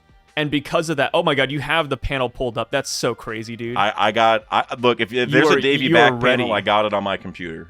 That's so insane. But yeah, exactly. That right there. I think it's that to an extreme. And the thing is, Zoro was still very green at the time. Not just in hair color, but in terms of, like, his... I'd say his legs on the sea. So you have these like more established names like Shiki, Whitebeard, Ganzui, Wang Ji, and it's like they probably have a lot more pride than Zoro even in that moment. Mm-hmm. I'm not saying Zoro was lacking it, but these guys are like a little bit older, right? I think we can't deny that. So it's like I feel like the pride just weighs them down more and more as you get older. The more reputation, the more power you get, and I feel like in the final moment, we're gonna learn like the downfall of it, which I think is going to be God Valley, because Rocks assembled so many people that do not exactly get along, so many people who don't exactly want to be on the crew. I think that is what's going to backfire him in the end. Maybe they try to coordinate, it doesn't work, or maybe I think we will see this before the end of the story. I just don't know with who. I think we could see a mutiny, like maybe in the final moments. Rocks is like, hey guys, like, Whitebeard, come get this quick. And then Whitebeard is nowhere to be found. Or, hey, Shiki, I need you to block that attack for me. And then Shiki's just over here on the side doing something else. I think we're going to learn, like, the problems of having too many cooks in the kitchen. It's like Blue Lock. In the very first episode, I don't know if you watch Blue Lock, but they get, like, a bunch of soccer strikers all in one room, put them on a team. And it's like, okay, you have a bunch of really powerful strikers, but they're not working with each other. They all want no chemistry, a chance to shine. Yeah, that's exactly what the Rocks crew is like. So before this video ends, you and I got to talk about the predictions for God Valley and I want to save that for the end. But we gotta. That's one thing I really want to talk about. Is like, are we about to get God Valley? Is that what Oda? Is Oda building this up for God Valley? So we're gonna get at it in a second. But I really like what you said about the honor for the Davy back fight. That's not really an angle I thought of, because I was thinking of it like internal honor, like they don't want to, like just for their own moral code, they don't want to go against it. But what you said is really convincing, where it's like they don't want the world to think of them that way, right? Like they want everyone to think of them as honorable, piratey pirates, right? They don't want to get viewed as weak for leaving crews they don't like or whatever. So I think that's a pretty cool angle. And going back to this chopper thing you talked about, I absolutely love that you brought this up, because this is one of my favorite moments of Long Ring Long Land. This panel is better than the first one I showed, because Chopper's like complaining because he got taken after the first one. And he's like, "Shut your mouth! You're disgraceful. It was your choice to get a life on the sea. Dead or alive, the choice was yours. Don't blame it on anyone else. We accepted the challenge. In the pirates' world, tears won't get you anything. If you're a man, shut up and listen." And it's like, it's very much what you're saying, where it's like, hey, all this stuff, you signed up to listen to your captain. Your captain signed up for this game, so you have to follow the rules of the game. Like that's just how it is. Like if you can't deal with, the decisions of your captain that that you agreed to listen to, then you're out on the open ocean, man. Like you got to follow the rules, kind of. It's like you got to grow up, and obviously then they won the next round and got Chopper back, and so it was like pretty cool. So I love that moment. I'm really glad you brought that up. It's a great connection. I thought that scene was amazing. It's one of those scenes that really sticks with you. Yep. Because it's like, you got to like honor the deal. Like exactly. Even if something really sucks, you have to just man up and take it. It just goes back to the idea, you devoted yourself to your captain agreed to this game, you are bound by the decisions your captain made. It's like, that's just how it is. Like, you agreed to take this life on the sea, your captain is the one who's supposed to take care of you, so if he agreed to this, you got to go, listen to it. So that's a great connection, man. But I do hope Oda touches on it, right? I hope there's like at least a moment where one person tries leaving, and then Rocks says pretty much what you said. Like, if you leave, you're going to become, like the most hated pirate in the world. No one's going to respect you. No one will ever want to join you. Like, I don't know. Maybe you'll even have a story of someone who did that, who did leave, and what happened to them. I think that'd be kind of cool. Yeah. Oh my God. Imagine, like, there is one person who left, and their epithet is, John the Loser. Yeah. John the Unhonorable. It's like, oh God. John the Weakling. Like, yeah. Something like that. Well, John the Rabbit Foot. Well, speaking of epithets, that's a good segue, I think, to these guys, the new Rocks pirates we met, or some of them are new. Obviously, some of them we already knew of. So Shiki the Wicked, I thought that was cool. We got a new epithet, Future Golden Lion. So that's kind of cool. I definitely prefer Golden Lion, but the Wicked's cool. And then obviously we got Stussy here, who is the Tech Bandit. I feel like that implies a early connection to like the Mads stuff, right? Because she was like the resident Mads freeloader, and we obviously know that her and Whitebeard had a kid. We don't know how Weevil was really made, how like that situation works. So I'm wondering if it is a tech thing now that we know she's always been tech related. So maybe she did do some, I don't know, some in vitro, some incubator type stuff. I don't know, some made in a lab type situation. But then we get who is probably my favorite Best guy. Buy. What's that? I was about to say she raided like a Best Buy NVIDIA headquarters. Yeah, just looking for GPUs. Yeah, she did whatever it took. It feels like to have a kid with Whitebeard. She was ready to do that. But now we're on to my, at least for now, my favorite new Rocks pirate, Don Marlin. I'm a huge fan of Don Marlin over here. Gangster from the West Blue. I would bet a lot of cash dollars that Don Marlin is Beige's dad. Are you in agreement with that? I don't think it has to be Beige's dad, but they are connected. I mean, obviously they're connected, right? Two gangsters, yeah, they're connected. I don't know if it's Beige's dad. Well, I think that would be fun though. I do like it. It would explain why Beige is like such a a hothead supernova in a way. because what I think Oda is doing here in full swing is completely unleashing Nepo piece. You know, because like, yeah, and people like I've seen people saying, oh, like why does every theorist and fan want Nepo piece? It's like, guys, Oda's doing it. Like, I don't know what to say, man. Like, I blame Oda, brother. Please, it's not our fault, dude. It's not like fans made up the whole father of Blackbeard thing. That's literally like what it said. And then now we have like Don Marlon, and you cannot tell me he doesn't know what he's doing with Don Marlon here.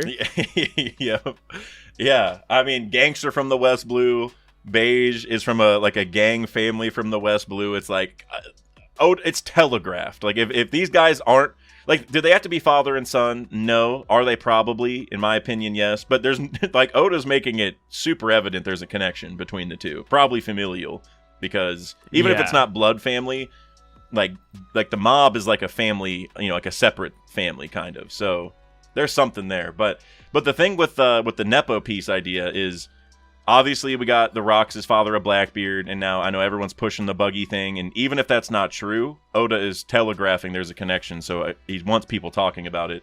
But we already know that Stussy and Whitebeard have a kid, right, with Weevil. Yeah.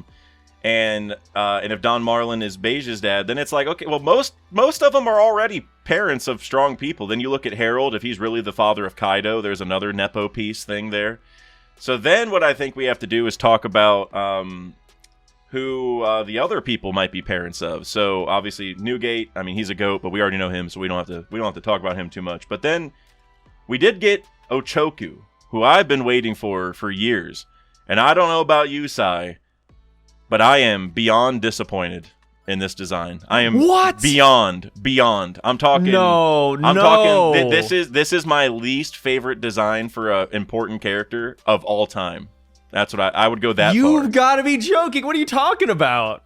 Nah, this isn't it, man. This ain't it. I needed more from Wang Ji. I was hyping this man up, and he looks bland. I'll put it that way. He's everything I think we could have ever wanted. Like, he's got the aura, he's got the fit. And then plus, like, we know, like, the feats he has on the board. We don't know how they fight. But just fighting Blackbeard, Kobe, and Law, oh my god. Yeah, this guy's kind of a monster. Well, that's the thing. All that stuff you said had me hyped up, and then this design was just... It just wasn't what I wanted, man. I was hoping for... I don't even know. I didn't really have a vision in my head that well, but I was just, this ain't it for me, personally. Have you seen the Nepo piece theory about him? Caribou? Yeah, Caribou and Korobu. How do you feel about that? I think it's a good theory because, you tie back to, like, Caribou being a fan now of Blackbeard. And I'm still on this train where I've been saying Wang Ji was, like, the traitor of the Rocks Pirates. Like, he was the one who probably gave up the treasure to the government because he wanted Rocks to fall. Which the evidence, we don't have a ton, but the evidence I think of for that is that he became the leader of Pirate Island afterward. Because then you have to wonder, like, why him? Why not any of the other important pirates that were there? Like, did none of them want to? I don't know if that's the case now that we're hearing about what they were doing there, right? So it feels like that's like a prime position. So I get the vibe that he ratted out Rocks and, like, helped the government defeat him in return for him getting to be the leader of Pirate Island and where he wouldn't get bothered by them. And so going to the Caribou thing, I wonder if maybe Caribou is actually like a double agent. Like, I don't even know if it's a double agent, but maybe he actually is trying to get back at Blackbeard for revenge for his dad. Like, maybe he knows that Wang Ji got, cooked, and so that's why he's lying about this, so he can get in and maybe, I don't know, hurt Blackbeard. Or maybe it's the opposite. Maybe he hates his dad, and then maybe he hates his dad. Like, hey, my dad abandoned me. I really want to help you out now. Yeah. And as far as, like, just their similarities, Caribou does have the long tongue. He doesn't have the forked tongue like that, but he does have a long one. And then I think a lot of people forget about Korobu, which I can't blame anybody for forgetting about him. But I feel like he looks a little more like Korobu than Caribou. Like, the tongue is the only Caribou thing, but he does look a little bit more like Korobu, I feel like. That's not a 1-to-1 or anything, so I'm not, like, super sold, but you know, Caribou's importance has gone up. He's tied to Blackbeard. He's on Pirate Island now. I feel like that's probably what's going on. Yeah, I mean, yeah. When you combine Caribou and Corbu, you pretty much just get Wang Ji here. And jokes aside, I think I do like his design. And I'm just excited to see if we'll ever see, like, how he fights. Like, dude, what kind of devil fruit could this guy have, man? Because, like I said, they could be an absolute madman. The pirate prophet, the pirate guru. What if does that the mean? future sight? What to you? What does pirate prophet mean?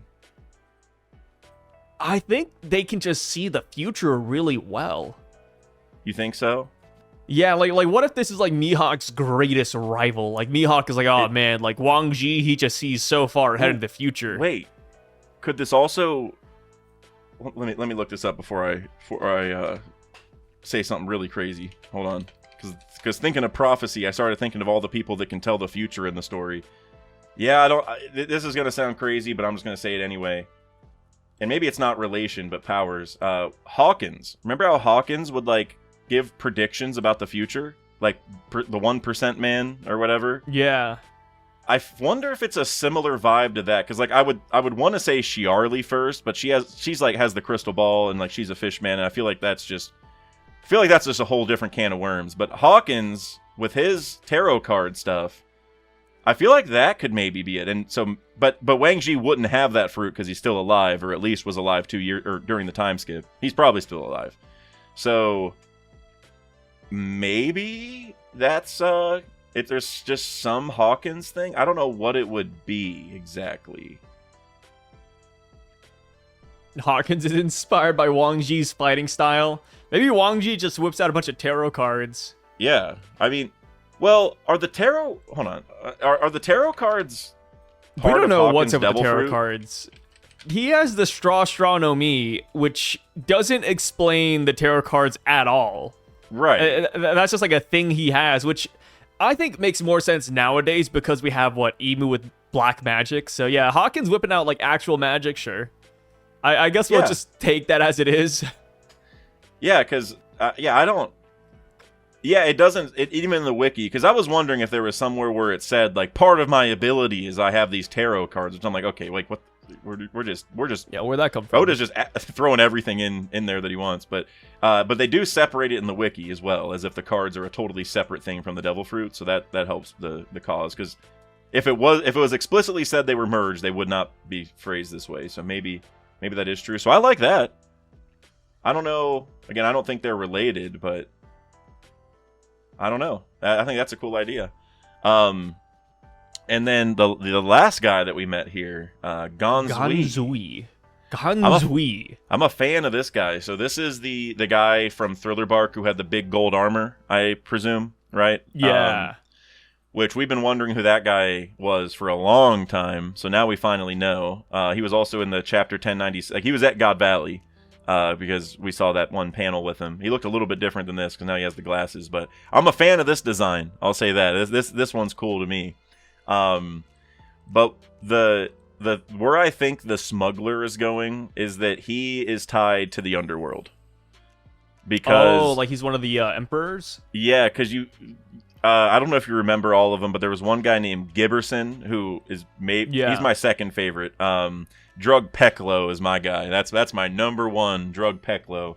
But Gibberson's right behind him, and he was called the Concealer. And so some of them have names like that are like the underworld activity you know, like the underworld activity Yeah, like the that. Evil thing like that. It's all like that's how a lot of them are. And so, but the reason why I think there's an underworld thing is he's talking about how a shadowy organization found out and got involved, and it pissed off the government. I'm like, okay, so the shadowy organization was not the government. What other shadowy organizations do we know of who would be interested in massive gold deposits and stuff? The underworld. That would be the most natural connection there. And we already have Stussy here, who is part of the underworld later. So we already know there's something there. So I think Gonzui is going to be... I mean, he's dead now, but I think the story with him is going to be underworld related. But I don't know. What are your thoughts? Do you have any theories on our guy Gonzui? Oh yeah, I just feel like it's a little bit unfortunate that he's just dead right now. You know? Yeah. He just he potentially dies at God Valley, and that's pretty much all she wrote. But as far as Ganzui goes, I don't have anything super concrete. And I don't think Nepo Peace extends to him. I've seen people saying that he looks like Patty and Carne from the Baratier. I see it. I think I see it. He is, like, if you combine them, but I think that's just like a crazy coincidence more so than anything. Yeah, it's like Sabo and Kobe. I combined them into one person. So that's, if they ever do the fusion dance, that's their name. But they look the exact same face-wise, just different hair. And like nobody says they're related. And so I feel like that might be that kind of similar thing. Yeah, as far as the smuggler goes, I think it would be really cool if we learn like just how like drugs around the world get brought into places. Yeah. Because we still have like really odd, like I guess the one thing that I just keep on thinking back to, I don't think he's related to this by any means, but the Fishman Island energy steroids, right? We had the Tamate Bako box from a long time ago. It's like, they're like, why are there drugs in there? Like, where do the drugs even come from? Like, there's got to be like some kind of drug manufacturer out there who just delivers it around the world. Yeah, maybe that's where Ganzui stepped in. He just went around hiding drugs in his armor, just giving it to people. Well, it's interesting you say that, because I'm pretty sure it was said that the Tamate Bako was handed down through like centuries. So like I get the vibe it could be from the Void Century time. But regardless, remember that got sent to Big Mom, and during the Whole Cake Island Tea Party, the underworld were the people going after it, like Dufeld, Stussy, and them. Like they wanted the Tamate box. So there is a connection there between those drugs and the underworld, regardless of whether it started there. So they wanted them. So they knew about it. I think that's a good thought. Maybe I don't think he actually had those drugs, but maybe he tried making his own or something, or like they kept trying knockoffs, and that's why they wanted them, because they couldn't replicate them, something like that. Yeah, outside of that, I'm not too sure where the smuggler would be. Like where he would get that epithet. Like what else could he be smuggling in the world of One Piece? Like what else is there in the world of One Piece that would be very valuable? Like Sea Stone, maybe, but yeah, other important fruits? resources. So yeah, Wano has liquor iron ore that could maybe work, and they also have Sea Stone. Those are like two of the most important. This is probably before Flevens fell, so I doubt he did it, but like some white lead stuff, because that was like very desired around the world for a long time. I'm just imagining him in Elbaf right now, chopping down pieces of the Atom Tree just so he can smuggle it out. Like, hey guys, I gotta leave dinner a little bit early. Business has to be done. And that's one thing that got me really hyped about Ganzui in particular, because I don't know if you and I have talked about it, but I've said in like 5 different places now that I feel like we're learning where the underworld started, because there was always the slave trade underworld, the human trafficking side. There's been slaves since day one, but like the Umit shipping company, that hasn't existed forever. Like that came along at some point where there's like a well-established logistics network. Giberson is like a warehousing guy, so he obviously has some secret places around the world where he hides a lot of goods that are bad, you know what I mean? So like one guy does the shipping, one guy does the storage, like they have a whole system in place. The smuggler would probably be the guy taking it from, or like getting it into the country, or taking stuff out of the country that isn't supposed to be in there.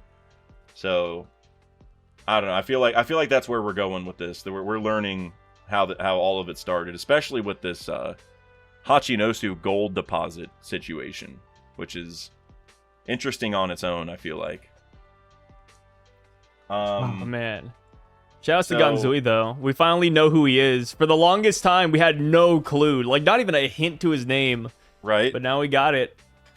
Yeah, and I would have never guessed Ganzui, but it's a cool name. I think it's a cool name. Do you think we're going to see the other Rocks pirates we saw at God Valley, then? Like, they're going to get their own introduction boxes? Like, maybe Captain John will get his...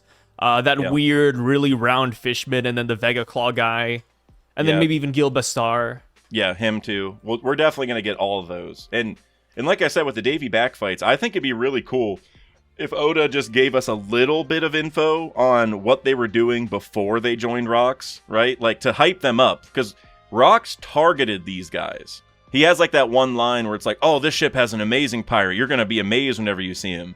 And it's like, so Rocks was hunting these guys down. And I think it'd be great if we I don't know how deep Oda can go, but just, this guy was a world-renowned something before Rocks took him, and that's why he sought him out. This guy was a world-renowned this. Because that's what Luffy's done. He didn't seek him out for that purpose, but, like, Frankie's an amazing shipwright, and he took him. Sanji's an amazing cook. Like, he did the same thing, but he just found him serendipitously. Like, Rocks just went very meta about it, which I love. We needed someone to do that. It's like how Blackbeard went and got a bunch of devil fruits. It's like, that's very meta. Like, that's a pretty smart move, because they're so OP to, like, have just devil fruits everywhere for your crew. Like, yes, you can't swim, but still, like, these are insane. So for someone to use the Davy back mechanism to strengthen their crew, like, thank God somebody did genius. It, right? Because it's meta. It's what you want to do. It's min-maxing. And, like, the best part is that, like, you don't have to worry about, like, oh, like, he's a part of that crew. No, you just scout him. You forcefully scout them. And, you think about that in context of how, like, Shanks got on Whitebeard's ship and was like, Marco, you should join my crew. Like, we've seen this kind of flexing in places where people try stealing crew members. And it's like Rocks was like, no, I'm not just going to ask. Like, you're joining. Like, you don't have a choice. Yeah. Oh, dude, if Luffy utilized the Davy back fights, imagine the crew we would have, bro. We'd have, like, Rob Lucci and Kaku on the crew. We'd probably have, like, Polly on the crew for some reason. Oimo and Kanshi would be with us. Like, because it's not like you just get, like, one member and you're done. You can get, like, multiple members if you just win the games. Yeah, if you take their flag, they're free agents. Yeah, take the flag, they're free agents, and then, you could just keep on playing, too. Like, Foxy made him play twice in the anime. So, just play until you get everybody you want, man. And at some point, like, if you take the flag, then you're just like, well, hey, all of you, well, you can either join or I'll just kill all of you. Like, that, like, honestly, I could definitely see Rocks doing that. Like, we need some people to swab the poop deck. Join or you're dead. Like, I don't know, man. I think we're about to find out Rocks is he's going to be morally ambiguous, where he's definitely bad because he's hurting people, pillaging places, amassing wealth, but he's also going to be good in that he was, going against bad people, like going against pirates like this. Most pirate crews are bad people. Like, it's just bad people hurting. Whoa! Don't say that too loudly. What do you mean? People very heavily disagree with that. Some people I've seen online, they think that every pirate group is like Whitebeard and Luffy and Shanks. Like, guys, I don't know, man. No, if I was a civilian, I would be happier if Marines came to my island than, I don't know, a pirate gang that you have to roll the dice with. Yep, 100%. That'd be horrifying. Yeah, I mean, and I get it. I mean, most of the crews we meet are good people. Like, that's the way Oda's making the story, so that way we only get attached to, like, the really good crews, right, for the most part. Yeah. But most pirate crews are just terrible. Like not even just, like, bad, but I mean, like, they're, they'll do the same thing to Rocks if they could. Like, if they were strong enough, they would definitely, take all of his money, take his crewmates, end his crew. I mean, it's the open seas, man. Might makes right, So if you're not strong, you're gonna get cooked. That's just how it is with pirates. And that's, I think, a cool connection to Loki and Kaido, because I think both of those people are inspired by Rocks. And it's like they both really admired the strength, right? Like, Kaido is all about, like, war, he's all about meritocracy, right? Like remember, like, the All-Star thing? He's like, whoever beats, like, he was trying to give us a chance for someone from the Tobiropo to go up if they were strong enough. So, like, he definitely cares about that stuff. So I think there's a cool connection there. But I did have a couple other questions I wanted to get through real quick, and then we'll talk about God Valley, and then we'll probably wrap it up. But do you think that the Rocks Davy backfights foreshadows? Sorry, I butchered that. Do you think the Davy backfights we saw with Rocks foreshadows how the Cross Guild will be able to get what they need to go after the One Piece? Because if there's a lot of parallels between Rocks and the Cross Guild right now, right? Then that might imply that the Cross Guild will get involved in a Davy backfight. And maybe that Davy backfight could be for the Road Poneglyph rubbings, right? Like if you're Buggy, that's the fastest way to get done with this thing. Just go take it from another crew. And I'm glad that DFSBS asked this question, because that has been agenda that I've been on for a long time, as well as Randy Troy. Because what that fight would entail if the Cross Guild goes for the Straw Hats and they have a Davy backfight, That's how we get Zoro versus Mihawk. It's the combat round. Yeah, that's so funny you mentioned that, because that has been a long-running idea. Like, oh, like, if Buggy were to run into Luffy, like, how would they compete? Well, Davy back fight. I mean, the same thing goes with Shanks, right? Like, oh, how would Luffy and Shanks interact? Davy back fight. I feel like that's typically what people go for. Yeah. I don't mind it. I think that could work in Buggy's strength, but I don't feel like Buggy would have to Davy back fight too many people for the Poneglyphs, for example. You know, like, I'm just thinking about Whole Cake right now. With somebody like Mihawk and Crocodile in your crew, you don't have to play like these games to win. And then, I mean, with Buggy at the helm, I think he would suggest it, but I mean, Mihawk would just... I mean, let's be real. Like, Mihawk at Whole Cake Island, he's destroying everybody in like one hit. Like, there's no character that would stand up. And then you have Crocodile, who I don't know if Crocodile would one shot people, but he'd be a menace on there. Ooh. I feel like it really just comes down to like other pirate groups, like, you know, Blackbeard or Luffy or Shanks. I feel like he could Davy back fight Shanks. I feel like that would be a fun one, you know, because Buggy wouldn't want to like kill Shanks. You actually just gave me a great idea with Crocodile. So, because I agree, like, Mihawk and Crocodile will not like this idea, because that's just not their thing, but logistically it makes a lot of sense to do this, because they don't even know where the other road poneglyphs are, right? Like Blackbeard didn't even know. So, like, they might just have to go after a crew that already has them, if they want a chance. But the thing you said with Crocodile... Because you're right, like Mihawk, if he's like, well, I'm only doing this if I do the combat round. Like, that's the kind of thing Mihawk would say. Like, I'm not playing these stupid games. I'll fight somebody, though. But then Crocodile, I feel like, would be the same way. But remember the Chopper thing we talked about earlier. The reason Chopper flipped sides is because we lost the first round of the Davy back fight, so they got to take a member, right? And then we got Chopper back after winning the second round. So I think Oda's going to invert it where we win the first round. So we'll take someone from the Cross Guild, like after the first round, and maybe we take Crocodile so that he never competes. So then he's the one who's angry. Like, now I'm on the Straw Hats now. You know, like, what Mihawk, is happening? Come on, like, get me back. And then the way that I sort of headcanon this is in the Groggy Ring round, we won that last time, so we'd lose it this time. And if Mihawk is going to be competing in the combat round, that means that Buggy would compete in one of the other two rounds, and he'd be perfect for the Groggy Ring, because if the ball goes on your head, well, Buggy can just take his head off and float around and make it impossible to catch the ball, right? Then I think Brook would be the ball on our side, because he can also take his head off, so then it's just craziness in general. But then I think that'd be funny to have Crocodile not compete at all. Kind of like you're talking about, like, Oda can sideline him so he doesn't have to, like, embarrass himself or whatever. I think that would actually be really cool. So I'm a fan of that. This would bring back some really obscure characters that I think people just generally just adore and love. And people have been talking about them a lot in 2025, but, like, you know, we could have, like, Moji come back as the Beast Tamer. Like, oh, there's a challenge where you have to, I don't know, catch a dog. And Moji's like, aha, come here, puppy. And then Chopper's, like, working against them because Chopper can talk to animals. And then, you know, we have Kabaji, who's this great, like, acrobat, you know, star. And then maybe him, like, and Sanji just start, I don't know, jumping through hoops. It's like, yeah, like, this, it could be fun. Yeah. No, I'd really like that. And then also Mr. 3 would get to come back. And I know you're not a huge Giant fan. So if you wanted to wreak havoc on Elbaf, that's the number one person you'd bring is Mr. 3. So. Oh, yeah. So Mr. 3 would...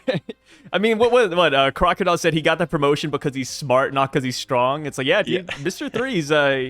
Don't underestimate the power of his brain. Yeah, everyone's been wondering how we stop Dory and Brogy from their demon mode. It's Mr. 3. Mr. 3's going to come in and just encase them in wax, and then we're good. So last couple things I want to cover. I had one more comment and kind of just a bigger discussion in general. Do you think Rocks had a devil fruit?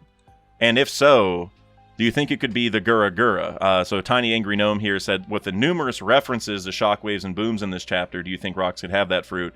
Because remember, like we heard, like his attacks are like hitting with a hammer or cannon fire and stuff like that. Yeah. And it's funny, whenever I first heard this, I thought no, because like somebody should say it at this point. But like, who would say it? Because like, if only the people in the past knew what fruit Rocks had, and then if Whitebeard ate it right afterward, it's like the other Rocks pirates wouldn't say that to Whitebeard. Like, they wouldn't be like, "Oh, Whitebeard, our old captain's powers are looking good." Like, it's just it's common knowledge to them. They're not going to bother bringing it up. And then nobody else that we've ever seen with Whitebeard would also bring it up, right? Like to Rocks, that would already be common knowledge. Why would he even bring it up? Because it was established, well before any of the interactions we saw between those two. So what do you think about the Gura Gura, or do you have any other devil fruit suggestions?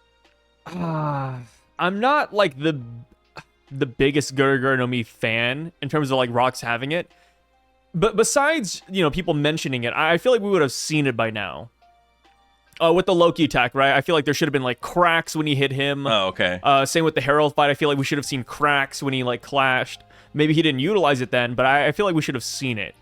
If he does have a devil fruit, which I'm very 50-50 on it right now, but if there is a devil fruit, I think we'll see it through Davy back fights. It's going to be something that helps him win, which again could go back to what you talked about with Buggy's fruit, right? The chop no mi, the bar no mi. I've seen people saying that maybe Rocks has that devil fruit, and we'll see how it could actually be utilized. And I think that would be kind of fun. Yeah, or and it kind of ties to Foxy, because Foxy used his slow fruit to really help him. So now I'm wondering, does Rocks have the slow fruit? Oh my god. Rocks that be the the slow parallel? fruit.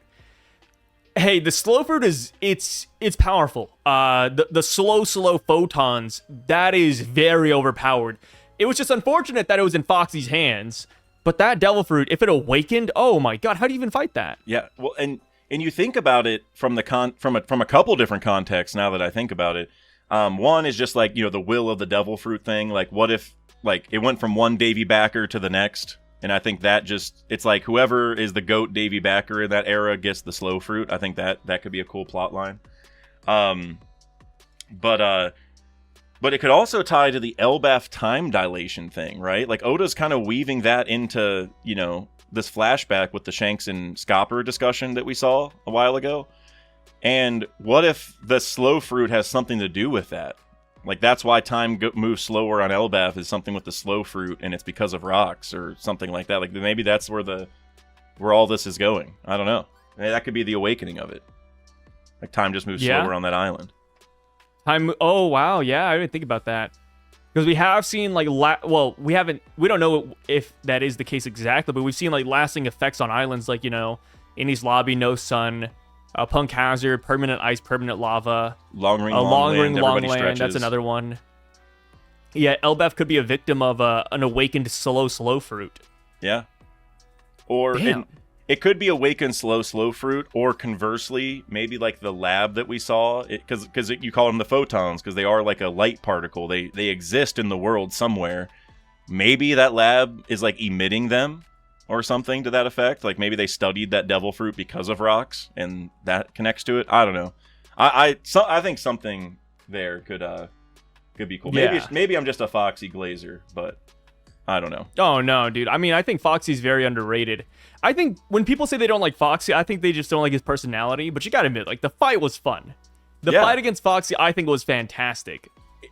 In the manga, it was way better than the anime. Like, I think people always think about the anime with Long Ring, Long Land. I'm like, the manga was fun. It was quick. It was like, it was not just a bunch of stupid filler. Like, I thought it was pretty solid. So yeah, I'm with you. Last question for you, Sai, and then we're gonna get out of here. Let's talk about God Valley.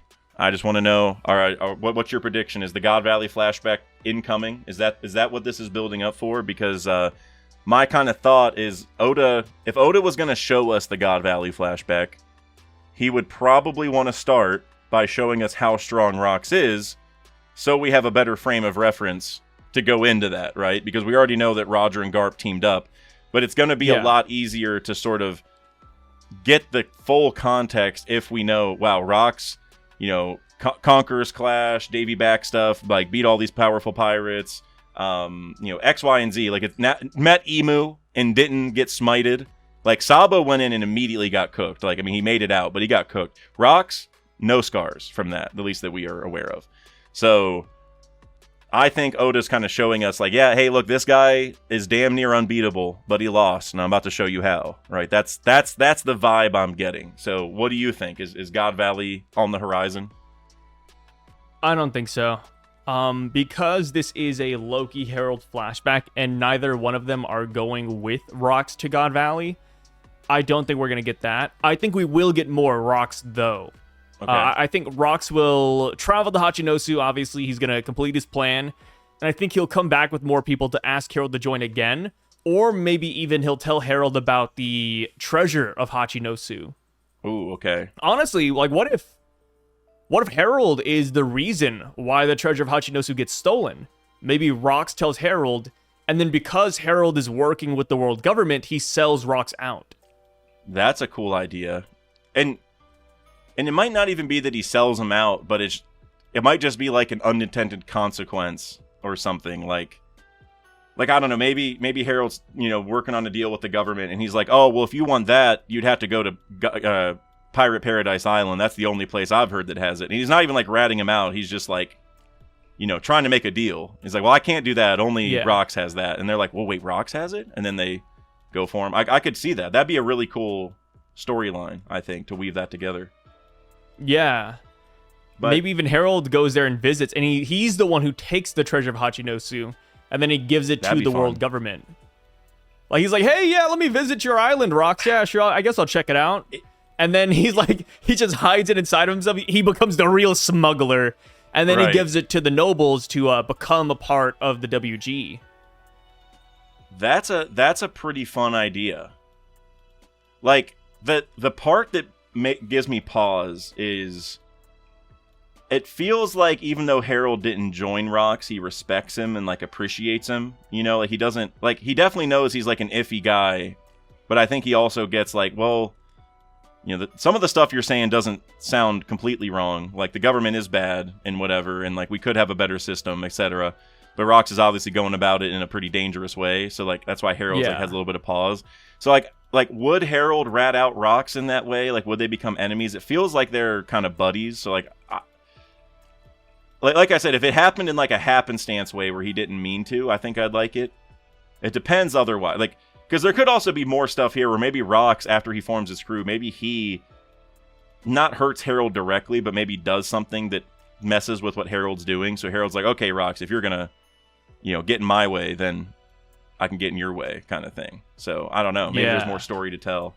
Because maybe Rocks is mad that Harold never joined. Because this thing ends, and I guess we can bring up this other question I had. It's the very last one. At the very end here, this ends 44 years ago, which is when Kaido joins the crew. And so it's like the crew was complete when he got Kaido, because that's the Harold replacement. Which, if Harold is Kaido's dad, that's like an even better plot line. But it might just be like, since they, he got his crew completed, so he's like, well, I don't need Harold anymore. And then he went, hurt Harold in some way, because he's like, well, now I don't need to foster that relationship anymore, because I don't care. And maybe that's where it started, their feud, and that's what led to Rocks losing. Oh, that'd be crazy. I mean, if Rocks and Harold really did have a falling out, I think that'd be so unfortunate, because they do seem like, minus Rocks being a criminal, they do seem like decent friends. Like, I don't know if I'd want them to fight like that. And then even then, it's like, okay, Rocks fights Harold, and then who fights Whitebeard at that point, Like, the Giants of Elbaf, they're just that powerful. Maybe that's where Big Mom learns, actually, that Elbaf has, like, powerful giants. Because she respects Harold's strength. I mean, she was also, she was a little kid, so I guess it depends how much she remembers. But she also took out... Oh, that is true, yeah. She took out Yorl, no problem, so maybe she's like, they're weak. So maybe she did need a reminder, She was only there till, like, she was 8 years old. She killed one of the village elders. Apparently, like, a super strong giant, by the way. Yeah. And then she just moved on. So I don't know if you get the interpretation that they're, like, powerful warriors. But maybe she comes back now as an adult, and she's like, whoa, like, I need one of these guys. Mm-hmm. No, I like that, because we do need to get the story on Lola and Loki as well. Because I'm very curious how that started. Like, I want to see the Loki and Lola stuff, like why she turned him down and whatever. But I'm almost more curious how it happened, because that marriage had to have happened between like Loki killing his dad and then getting locked up by Shanks, like those 8 years, it probably happened somewhere in that range. And maybe even before. Well, no, because Lola would have been like 10 or something. Like, oh yeah, I guess I didn't. Yeah, Lola just looks so old. I don't know. Yeah, Lola looks 16, 18, right? Because Pudding was 16, which obviously, child marriage is terrible. But in One Piece, they Big Mom doesn't care. So Pudding was 16, so I feel like that's probably how old Lola was, or 18 range. But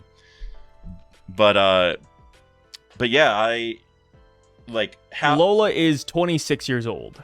Right, and so she's 16. That would have been like 10 years ago, which would have been right in that range. So I think it's between Harold dying and Loki getting locked up.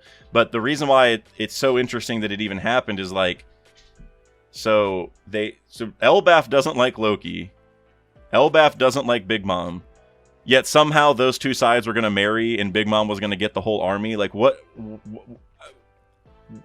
Like why would they listen to Big Mom? Why would Loki, of all people, marrying Big Mom be the thing that changes their mind? Like, if they loved Loki, then all right, maybe they're like going to get over their grievances with Big Mom because they like Loki enough, right? And they believe in Loki. But they don't. They don't like Loki or Big Mom. So why would this lead to the army falling under Big Mom? Like, they shouldn't listen. Nobody wants this to happen, right? At least that should be the situation. Probably ties back to those village elders, man. It's them. I agree with you. It's all of them. It's like, well, we don't like Loki, but he is the prince. It's either pure blood Loki or dirty blood Harden.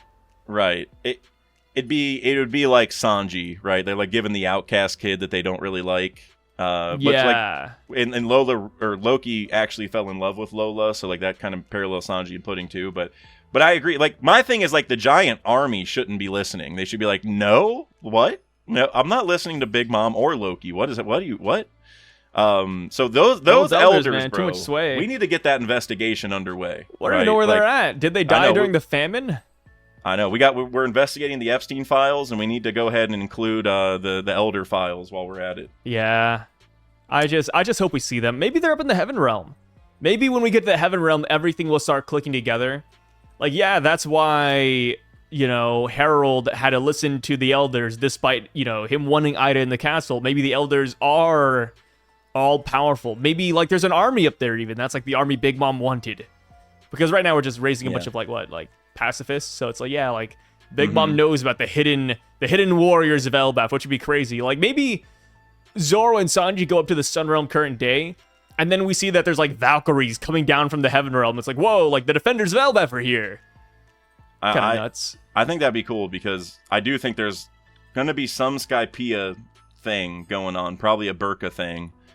And I don't know where that's going to go, but, you think about Yarouge, who is a Birkin, but he's also a very large man. And I'm wondering if he's a Buccaneer or has some giant blood in him, and he'll be like the intersection of the giants and the Sky People. And that's why he's going to get introduced later. Also, Balloon Terminal could be up there, too. Oh, I'm sorry. What'd you say? I was about to say, like, the pathway to, like, all the Sky Islands, Balloon Terminal, Rouge, like, just... Dude, the Heaven Realm is such an unknown. Yeah, the summit of High West, man. It's got to be up there. If it's not up there, we might just never see it, Yeah, it'll be like an SBS thing, like Rocky Port. Yeah, Oda... I mean, SBSs are cool, but whenever we're dropping like major lore in the SBSs, I'm like, all right, that makes me sad, because it's telling me that Oda has decided I'm not going to put that in the manga. I'm not going to waste time talking about that. And I'm like, no, bro, I wanted that so bad. Imagine that happens to Pluton. Like, hey guys, like, let me just drop Pluton here, because I realize I'm never going to bring into the story. Like, oh my god, riots everywhere. Yeah, One Piece fans would just riot, dude. Especially me, I'd be leading the riots if that happened. I'd be like, I don't blame you. Hey, the mole has been waiting to get unearthed for too long. But all right, Sai. I think we've gotten through everything that I'm trying to get through. So you got anything for the people before we get out of here? Nothing much. I love that line about the mole's been waiting to been unearthed. It sounds like a Batman villain line. It's so on theme. Yeah, maybe that's what will, like, whenever Pluton gets revealed, or like we're about to have the reveal, that's what Oda will say is like, Pluton is about to be unearthed, and we'll be like, we'll just think, oh, it's because it's coming up from underground. But then it's like actually a mole, and then it like, you know, a little bit of a like double entendre, I guess. So I'm down for that. I'm down for it. But that is it, man. Hey, thanks for having me, dude. I always appreciate being here. I enjoy spending time with you, and thank you guys as well for watching. I appreciate it. And make sure you guys go and check out Sy's channel. He didn't say it this time, so I'm going to tell you. You got to go check out Duck. It's actually my channel. Sy Duck and Sy. Dax was it owns Retcon? All those. Those are my channels now, and Sy has taken over the DAC network. So make sure you guys subscribe to those. But all right, we're heading out, and we'll see you guys next time. Peace. Peace out, y'all.